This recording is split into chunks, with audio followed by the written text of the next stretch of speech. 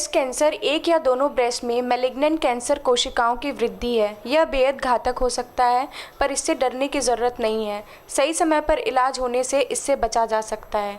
इसी विषय में मैं दीक्षा हिंदन्यूज़.लाइव से जुड़ रही हूँ endocrine and breast cancer surgeon doctor Navneet Tripathi से। डॉक्टर नवनीत, ब्रेस्ट कैंसर होता क्या है, इसके रीजंस क्या हो सकते हैं? देखिए, ब्रेस्ट कैंसर पूरे वर्ल्ड में और हमारे भारत देश में महिलाओं में होने वाला सबसे कॉमन कैंसर है। कैंसर की अगर हम बात करें तो कैंसर बाय डेफिनेशन का मतलब होता है कि जब किसी ऑर्गन में कोई ट्यूमर या कोई ऐसा जो सेल्स होते हैं वो उनका जो ग्रोथ होती है दैट बिकम्स अनकंट्रोल्ड, जो उनका ग्रोथ का जो कंट्रोल होता है वो हट जाता है, तो एक गिल्टी बनना शुरू हो जाती है, तो उसको हम कैंसर बोलते हैं। और कैंसर का जो मेन पार्ट होता है कि कैंसर ब्लड के थ्रू और लिम्फेटिक वेसल्स के through it can spread to other body parts. तो ब्रेस्ट कैंसर ब्लड के थ्रू लिवर, लंग, बोन्स में फैलने का खतरा होता है। जहाँ तक जो आपने पूछा कि ब्रेस्ट कैंसर होता क्यों है, तो उसके बेसिकली दो मोटे मोटे फैक्टर्स हैं। पहला हम लोग बोलते हैं कि जो फैक्टर्स जो कि हम चेंज नहीं कर सकते हैं, so these are fixed factors और नॉन मॉडिफाइबल रिस्क फैक्टर्स। तो उसमें सबसे कॉमन है एज। तो महिला की एज जैसे जैसे बढ़ती है तो उसको ब्रेस्ट कैंसर होने का रिस्क बढ़ता है 40 साल के बाद। इसीलिए हम लोग बोलते हैं कि स्क्रीनिंग मैमोग्राफी, एक साल में एक बार एक मैमोग्राफी करा ली जाए। इसके अतिरिक्त वो महिलाएं जिनको किसी कारण से छाती का रेडिएशन दिया गया है, महिलाएं जिनमें प्रेगनेंसी नहीं हुई है, या पहले बच्चे की जो पहला बच्चे होने की उम्र है वो है 35 ईयर से ज़्यादा। महिलाओं में family history is very important. जिन फैमिलीज़ में उनकी मदर्स या बहनों में ब्रेस्ट कैंसर हुआ है तो उस पर्टिकुलर लेडी में ब्रेस्ट कैंसर होने का रिस्क ज़्यादा है। इसको हम लोग बोलते हैं जेनेटिक ब्रेस्ट कैंसर। और उसको अच्छे से पकड़ने के लिए आजकल हमारे पास जेनेटिक टेस्टिंग का भी एक साधन है, अवेलेबल है। सेकेंड जो फैक्टर्स हैं वो होते हैं मॉडिफाइबल या लाइफस्टाइल फैक्टर्स, जो बड़ी हम लोग आजकल बात करते हैं। तो उसमें सबसे कॉमन है ओबेसिटी। तो मोटापा है औरतों में। मोटापा देखा गया है कि ब्रेस्ट कैंसर और इन जनरल सभी कैंसर्स को डेवलपमेंट करने में एक हेल्प करता है। तो obesity is one thing. Secondary जो आपकी लाइफस्टाइल है, आप कैसे, आपकी फिजिकल आपकी एक्टिविटी क्या है, आपकी सेडेंटरी लाइफस्टाइल है, तो that is a risk factor. इसके अलावा महिलाओं में हमने देखा है आज खासकर हमारे देश में शहरों में महिलाएं धूम्रपान एवं अल्कोहल का सेवन कर रही हैं, तो वो रिस्क फैक्टर है। एंड लास्टली एक चीज़ है कि आजकल कुछ महिलाओं में ये धारणा है कि वो ब्रेस्ट फीडिंग ना कराएं आफ्टर डिलीवरी। तो महिलाओं का ब्रेस्ट फीडिंग ना कराना भी देखा गया है कि वो उस महिला के ब्रेस्ट कैंसर के रिस्क को बढ़ाएगा। तो ये जो फैक्टर्स जो हैं लाइफस्टाइल फैक्टर्स हैं, इनसे हम लोग इन पे हम एक्शन ले सकते हैं, और इनको अगर हम मॉडिफाई करें तो कोई महिला अपने जो लाइफ टाइम में उसको ब्रेस्ट कैंसर होने का रिस्क है उसको कम कर सकती है। डॉक्टर, जब फीमेल्स आती है जिनको लंप होता है ब्रेस्ट में, आप उनको कौन से टेस्ट कराने के लिए प्रेफर करते हैं? देखिए, टेस्ट डॉक्टर के सुपरविजन में कराने चाहिए। कई बार हम लोग ऐसा भी देखते हैं कि पेशेंट्स अपने एंड से कुछ टेस्ट करा लेते हैं जो कि एडवाइजेबल नहीं है। टेस्ट क्या कराने हैं ये डिपेंड करता है पेशेंट या महिला की एज पे। तो जो महिलाएं अमूमन 40 साल से कम की होती हैं उनमें जो सबसे पहला टेस्ट होता है वो होता है ब्रेस्ट का अल्ट्रासाउंड। एंड कुछ यंग पेशेंट्स में हम लोग ब्रेस्ट MRI भी कराते हैं।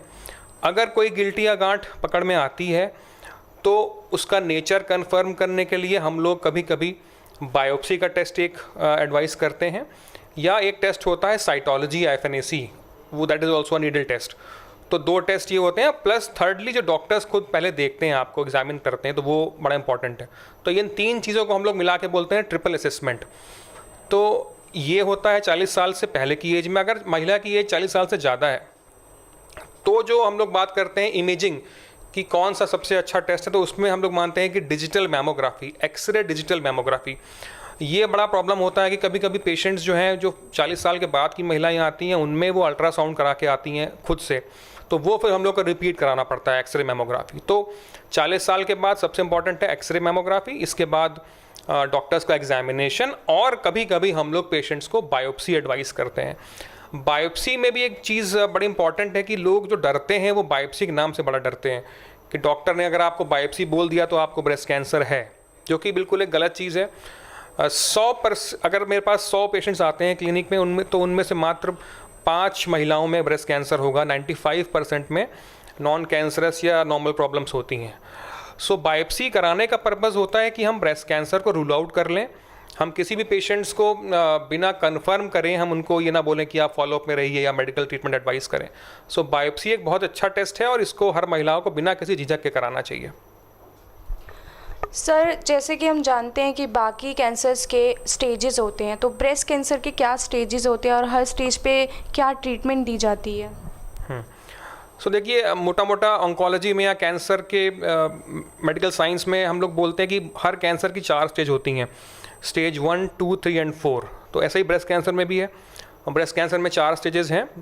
तो इसमें ऐसा है कि जो आपकी स्टेज 1 एंड 2 हैं, 1 एंड 2 को हम लोग मिला के बोलते हैं अर्ली स्टेज कैंसर। तो अर्ली स्टेज कैंसर्स में हम लोग चाहते हैं कि पेशेंट्स हमारे पास जल्दी आएँ और हम उनको अर्ली स्टेज में ट्रीट कर पाएँ। उसका कारण ये है कि अर्ली स्टेज में जब मरीज आता है तो उसको क्योर करने के चांसेस बहुत ज़्यादा होते हैं। तो 3rd स्टेज होती है। 3rd स्टेज को हम लोग बोलते हैं लोकली एडवांस्ड ब्रेस्ट कैंसर। इसका मतलब ये है कि वो जो गिल्टी या गांठ है वो लोकल ब्रेस्ट में उसका साइज़ बढ़ गया है। लोकल का मतलब होता है ब्रेस्ट और जो अंडर आर्म में लिम्फ नोड्स होते हैं, तो ये एक ही चीज़, एक ही हम लोग ऑर्गन मानते हैं। लिम्फ नोड को अलग से ऑर्गन नहीं माना जाता है। तो अगर ट्यूमर जो है उसका साइज़ 5 सेंटीमीटर से ज़्यादा हो गया है और वो या तो उसमें अल्सर बन गया है या उसकी स्किन जो है उसमें अटैच्ड हो गई है या कोई मान लीजिए ब्लीडिंग हो रही है, बट साथ में अगर बाहर किसी ऑर्गन में इन्वॉल्व नहीं है, जैसे ब्रेस्ट कैंसर जो 3 मेन ऑर्गन्स में ब्लड के थ्रू फैलने का रिस्क होता है, तो पहला होता है लीवर, लंग्स एंड बोन्स। तो अगर बाकी के ऑर्गन्स ठीक हैं, केवल ब्रेस्ट में ट्यूमर बढ़ा है, तो दैट इज स्टेज 3। स्टेज 4 हम लोग बोलते हैं which is known as a metastatic breast cancer, चाहे एक आम भाषा में लोग कहते हैं कि आखिरी स्टेज। आखिरी stage is a very bad term, उसको यूज़ नहीं करना चाहिए बिकॉज स्टेज 4 में भी ट्रीटमेंट होता है। बट स्टेज 4 में अमूमन हम लोग पेशेंट्स को क्योर नहीं कर सकते हैं, उनकी लाइफ बढ़ा सकते हैं और लाइफ अच्छे खासे पेशेंट जो है विद ट्रीटमेंट उनकी life they can live a very healthy life. तो ये स्टेजेस हैं और अकॉर्डिंगली जो ट्रीटमेंट होता है ऑन्कोलॉजी में वो ट्रीटमेंट होता है स्टेज बेस्ड, है ना। और स्टेज के हिसाब से ही पेशेंट की जो ओवरऑल आउटकम्स भी हम बताते हैं कि उसकी आउटकम्स कैसे होने वाले हैं। तो अर्ली स्टेज में मोटा मोटा ये समझिए कि जो पहला ट्रीटमेंट है वो है सर्जरी। और पेशेंट जब जल्दी आते हैं हमारे पास तो हम सर्जरी के द्वारा ट्यूमर को निकाल देते हैं। और सर्जरी ही ऐसा एक मोडालिटी है जिसके थ्रू आप क्योर करने का जो सबसे अच्छा पोटेंशियल होता है वो सर्जरी में होता है। अतः सर्जरी में एक बड़ी इंपॉर्टेंट चीज़ ये है कि ये बड़ी एक कॉमन मिथ है कि अगर आपको कैंसर हो गया है तो फिर पूरा ब्रेस्ट आपको निकालना है, जो कि एक बड़ी ही जो है एक पेशेंट्स के लिए बड़ा एक सोचना थोड़ा सा उनके लिए डरावना हो जाता है। तो आजकल ये है कि अगर पेशेंट जल्दी आ जाते हैं हमारे पास, ट्यूमर छोटा है और उसको हम चाहें तो हम उसका ब्रेस्ट प्रिजर्व कर सकते हैं और उसको हम लोग जो मेडिकल टर्म में हम लोग बोलते हैं ब्रेस्ट कंजर्विंग सर्जरी या ब्रेस्ट प्रिजर्विंग सर्जरी। उसमें आप बिना ब्रेस्ट को पूरा निकाले और ट्रीट कर सकते हैं। और आजकल हम लोग with the help of plastic surgery breast की जो शेप है उसको बिल्कुल नॉर्मल से नॉर्मल मेंटेन कर सकते हैं इवन आफ्टर सर्जरी। तो अर्ली स्टेज में सर्जरी होती है। 3-4 चीज़ों का नाम आपने और सुना होगा ट्रीटमेंट में, जैसे कि कीमोथेरेपी का नाम बड़ा सुनते हैं लोग, रेडिएशन एक होता है, हार्मोन थेरेपी और टारगेटेड थेरेपी। तो ये चीज़ें हर पेशेंट में उसकी नीड के हिसाब से जो उसकी बायोप्सी रिपोर्ट आती है और स्टेजिंग के हिसाब से हम डिसाइड करते हैं। That is tailor made. Her patient को कीमोथेरेपी नहीं होती है, हर पेशेंट को रेडिएशन नहीं होता है, पेशेंट के नीड के हिसाब से। स्टेज 3 में आते हैं तो स्टेज 3 में अमूमन जो 3 मेन मोडालिटीज़ हैं जैसे सर्जरी, रेडिएशन और कीमोथेरेपी, ये तीनों का हम लोग यूज़ करते हैं। Sequence is important. Generally chemotherapy पहले दी जाती है, फिर सर्जरी और फिर लास्ट में रेडिएशन। कुछ पेशेंट्स में अगेन सबसे आखिरी में हार्मोन थेरेपी या टारगेट थेरेपी का भी हम लोग यूज़ कर सकते हैं। लास्ट स्टेज जो स्टेज 4 होती है, स्टेज 4 में surgery is generally not done. कुछ रेयर केसेस में जहाँ आपकी ट्यूमर बहुत ब्लीडिंग हो रही है, बिल्कुल it is known as fungating, तो वहाँ पर हम लोग एक सर्जरी करते हैं। Otherwise surgery is of no use. Main treatment is chemotherapy and targeted therapy. एक आजकल नया थेरेपी आया है, उसको हम लोग बोलते हैं टारगेट थेरेपी। उसमें इंजेक्शंस होते हैं जिनको कीमोथेरेपी की तरह साइड इफेक्ट्स नहीं होते हैं। And even a newer modality is immune therapy. तो immune therapy, chemotherapy, hormone therapy, target therapy, इन सब का कॉम्बिनेशन हम इसको यूज़ करते हैं। Sir, to avoid this cancer, what precautions we females have to take? देखिए अच्छा क्वेश्चन है। इसमें 2-3 चीज़ें मैं बोलूँगा। पहला तो ये है कि हम लोग बात करते हैं मैमोग्राफी, स्क्रीनिंग मैमोग्राफी की। तो 40 साल के बाद हर महिला को साल में एक बार एक मैमोग्राफी करानी चाहिए। और उससे ये होता है कि जो शुरुआती बिल्कुल ही शुरुआती एक होता है प्री कैंसरस भी एक स्टेज होती है, प्री इन्वेजिव स्टेज, तो वो भी हम उसको पकड़ सकते हैं। और दूसरी बात हम लोग बोलते हैं कि ब्रेस्ट सेल्फ एग्जामिनेशन की हर लड़की को या महिला को 20 साल के बाद हर महीने एक बार अपने हाथों से खुद के ब्रेस्ट को सेल्फ एग्जामिन करना चाहिए। तो उससे होता ये है कि जो कभी कोई ब्रेस्ट में कोई चेंजेस हैं जो आपको पहले नहीं थे, आप उसको फील कर पा रहे हैं, आपकी कोई लंप है या कोई स्किन में चेंजेस हैं, तो अगर कोई उसमें कुछ आपको चेंजेस लगते हैं तो डॉक्टर से मिलें। ये तो बात हुई कि क्या पेशेंट्स कर सकते हैं जिनको ट्यूमर बिल्कुल शुरुआती लेवल पे हुआ है। आजकल बात होती है प्रिवेंटिव ऑन्कोलॉजी की बात होती है कि ऐसा क्या किया जाए कि कैंसर हो ही ना। तो सर्वाइकल कैंसर में एक वैक्सीन है, अवेलेबल है, कि अगर यंग लड़कियां वो वैक्सीन लगाती है तो ब्रेस्ट कैंसर सर्वाइकल कैंसर होने का रिस्क कम रहता है। बट ब्रेस्ट कैंसर में कोई वैक्सीन अवेलेबल नहीं है बिकॉज इसका रीज़न इन्फेक्शियस नहीं है। तो जो मैंने पहले आपसे बताया था कि जो हमारे लाइफस्टाइल फैक्टर्स हैं, जो हमारे फैक्टर्स ऐसे हैं जिनको हम मॉडिफाई कर सकते हैं, जिनमें सबसे इंपॉर्टेंट था ओबेसिटी। तो हम डाइट ऐसा चूज़ करें और अपनी जो है हमारी जो फिजिकल एक्टिविटी ऐसी हो कि हमारा वेट कंट्रोल रहे, ये इंपॉर्टेंट है। ये एक इम्पॉर्टेंट फैक्टर है ब्रेस्ट कैंसर ग्रोथ के लिए। तो वेट का कम होना, एक अपनी जो हम लोग बात करते हैं BMI आपकी 30 से कम रहे। इसके अलावा एक एटलीस्ट 5 दिन हफ्ते में कोई लाइट एक्सरसाइज जैसे कार्डियो हो गया, साइकिलिंग हो गई, कोई स्पोर्ट एक्टिविटी है वो करें। डाइट के अलावा स्मोकिंग ना करें महिलाएं। अल्कोहल कंजम्पशन जो है बड़ा कॉमन है मेट्रोज़ में, तो वो एक रिस्ट्रिक्शन, या हम लोग बात करते हैं मॉडरेशन की, कोई सेफ़ लिमिट नहीं है बट फिर भी लोग सोशल ड्रिंकिंग करते हैं, तो उसको मॉडरेशन में करें या ना करें तो बहुत अच्छा रहेगा। इसके अलावा जो एक आजकल चीज़ें हैं कि शादी थोड़ा लेट होती है बिकॉज वर्किंग वुमेन है, तो जो आपकी प्रेगनेंसी की एज है, प्रेगनेंसी जल्दी प्लान करें, उसको डिले ना करें। एंड ब्रेस्ट फीडिंग कराएं महिलाएं। प्रेगनेंसी के बाद जब बच्चा होता है तो ब्रेस्ट फीडिंग से बच्चे को तो फ़ायदा होता ही है, साथ में महिला का जो ब्रेस्ट कैंसर का रिस्क है दैट डिक्रीजेस। सो ये कुछ फैक्टर्स ऐसे हैं कि जिनको अगर लाइफस्टाइल में फॉलो कर लिया जाए तो काफ़ी हद तक ब्रेस्ट कैंसर को प्रिवेंट कर सकते हैं। डॉक्टर, ब्रेस्ट कैंसर के अर्ली साइंस क्या होते हैं? फीमेल्स को पता कैसे चलता है कि मतलब उन्हें कैंसर है? हाँ, तो ये बड़ा इम्पॉर्टेंट है कि ब्रेस्ट कैंसर का जो सबसे कॉमन सिम्टम है वो होता है एक ब्रेस्ट में गिल्टी या गांठ होना, जो कि शुरुआती लेवल पे दर्द रहित होती है, उसमें पेन नहीं होता है। तो ये हम लोग बड़ी बात करते हैं कि चूंकि वो गिल्टी शुरुआत में एक सिंपल सी गिल्टी लगती है और उसमें दर्द या कोई दिक्कत नहीं होती, तो महिलाएं काफ़ी उसको इग्नोर कर देती हैं। तो सबसे कॉमन सिम्टम है पेनलेस ब्रेस्ट लंप, तो कोई भी गिल्टी का गांठ होना। इसके अलावा अगर महिला के जो ब्रेस्ट की स्किन है उसमें कोई चेंजेस आ रहे हैं, जैसे वो स्किन थिकनिंग हो जाए, हम लोग बोलते हैं कि जैसे संतरे की स्किन होती है जिसमें थोड़ा उसमें पोरस स्किन होती है, हार्ड सी होती है, अगर फील उसकी तरह लगे तो वो this can be a symptom. कोई अल्सर होना जो हील ना हो रहा हो, निप्पल में अल्सर हो सकता है, ब्रेस्ट की स्किन में अल्सर हो सकता है, स्किन में रेडनिंग होना, कभी कभी गिल्टी फील नहीं होती है, पूरा ब्रेस्ट में ही जो है सूजन सी लगती है, तो that can also be a symptom. इसके अलावा ब्रेस्ट के अलावा कभी कभी ऐसा भी होता है कि ब्रेस्ट में कोई सिम्टम नहीं है, जो महिला की अंडर आर्म या कांख जो हम लोग बोलते हैं, this area is the under arm, armpit, तो कभी कभी वहाँ पर लंप फील होते हैं या नोड्यूल्स फील होते हैं, या फिर गले में, जो गले का हमारा एरिया होता है, कभी कभी जो सबसे पहले पेशेंट्स यहाँ पे नोट करते हैं। तो अगर ऐसा कोई सिम्टम है और ख़ासकर वो 2-3 हफ्ते से ज़्यादा है तो फिर आपको डॉक्टर को कंसल्ट करना चाहिए। इसमें एक चीज़ मैं और बोलूँगा कि इम्पॉर्टेंट ये है कि हर पेशेंट मेडिकल हेल्प ले। जैसे मैंने बोला है, हर गिल्टी कैंसर नहीं होती है, 95% केसेस में गिल्टियाँ सिंपल ही होती हैं, मोस्ट कॉमन गिल्टियाँ सिंपल होती हैं। बट होता क्या है, मरीज़ जो है कई बार गूगल पे पढ़ लिया, किसी ने बता दिया, या फैमिली में कोई हिस्ट्री होती है तो डर जाता है, तो डर के मारे भी पेशेंट नहीं आते हैं कि हमको कैंसर ही हो गया है। तो इम्पॉर्टेंट है कि इन चीज़ों को समझ के बिल्कुल पॉजिटिव हो के अगर कोई सिम्टम है तो उसको डॉक्टर से दिखाएं। डॉक्टर, कितने % चांसेस होते हैं पेशेंट के इस कैंसर से बचने के?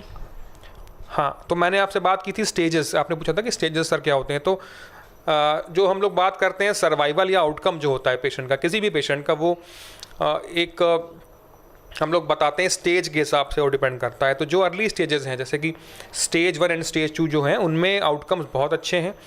उनके जो सर्वाइवल रेट्स हैं with treatment, again without treatment बीमारी बढ़ेगी, उसमें चीज़ें बहुत जल्दी बिगड़ सकती हैं। अगर पेशेंट ने ट्रीटमेंट ले लिया है जो डॉक्टर्स ने बताया है, तो अर्ली स्टेज ट्यूमर्स में जो सर्वाइवल है वो है 95 to 97%। मतलब अगर 100 महिलाएं आई तो उनमें से 95 से 97 महिलाओं का बीमारी बिल्कुल ख़त्म हो जाएगी, उनकी लाइफ बिल्कुल नॉर्मल रहेगी पहले की तरह।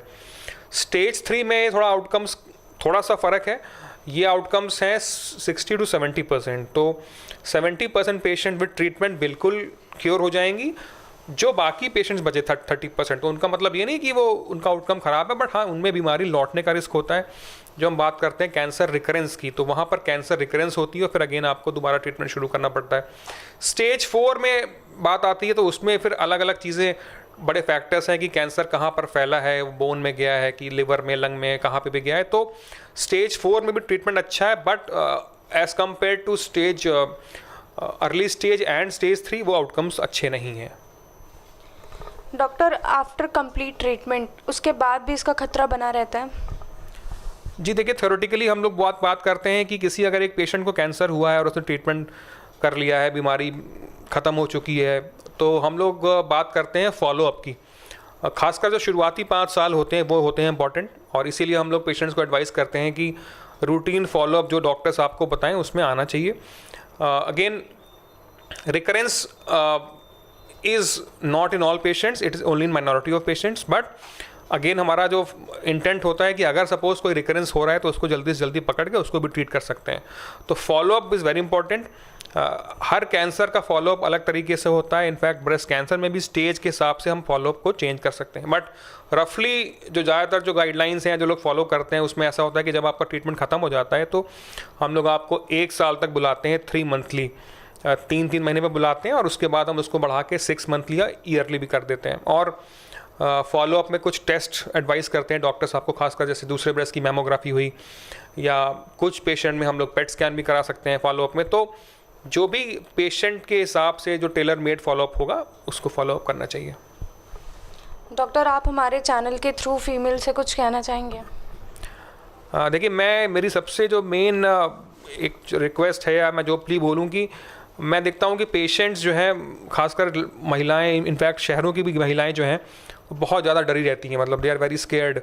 और इधर मैंने इनफैक्ट लास्ट एक महीने में मेरे पास कुछ ऐसे पेशेंट्स आए कि उनकी प्रेगनेंसी है, प्रेग्नेंट हैं, या फिर अभी डिलीवरी हुआ है, उनको गिल्टियाँ थी काफ़ी टाइम से, उन्होंने उसको किसी को बताया नहीं, तो वो फिर चीज़ें कॉम्प्लिकेट हो जाती हैं जैसे, तो उसको मैनेज करना डिफ़िकल्ट होता है अगर आप टेयर में आते हैं। तो you have to be very positive about it, है ना। जो चीज़ें हैं उसको समझ के, उसको बात करके, अपने फैमिली वालों से बात करिए, आपके हस्बैंड हैं, पेरेंट्स से डिस्कस करके, चीज़ों को नेग्लेक्ट नहीं करिए। और अगर आप जल्दी आते हैं तो अगर सपोज़ आपको कैंसर है भी तो बहुत अच्छे से उसको आप क्योर कर सकती हैं और अपनी लाइफ नॉर्मली जी सकती हैं। तो फाइनली मैं HindNews.live को बधाई देना चाहूँगा कि उन्होंने ये जो प्लेटफॉर्म नया डेवलप किया है, इसके माध्यम से डॉक्टर्स के जो मैसेज है वो एक आम जनता में फैलाने का काम कर रहे हैं। और आई होप कि जो मेरा ये मैसेज है, ये जो हमारी महिलाएं हैं, इनको कुछ पढ़ के उनको इससे फ़ायदा होगा और उसको ये फॉलो करेंगी, और हम मिलकर जो है ब्रेस्ट कैंसर पे एक अच्छा जो है उस पर विजय प्राप्त कर सकेंगे। Thank you. HindNews.live से जुड़े रहने के लिए धन्यवाद।